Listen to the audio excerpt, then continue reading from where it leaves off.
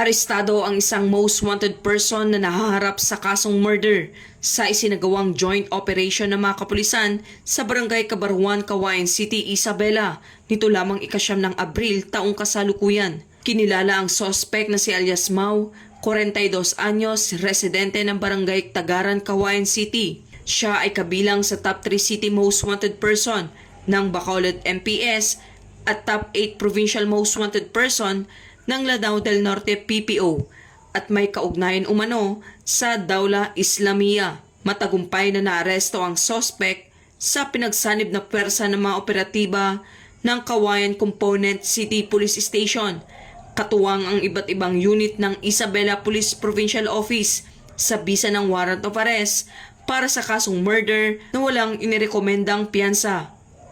Ayon naman kay Police Colonel Manuel B. Bringas, Provincial Director ng Isabela PPO, na ang pagkakaresto sa suspect ay patunay ng patuloy na pagsisikap ng kapulisan laban sa mga most wanted persons at mananatili ang kapulisan ng Isabela na nakatuon sa pagpapanatili ng kapayapaan at kaayusan ng lalawigan ng Isabela.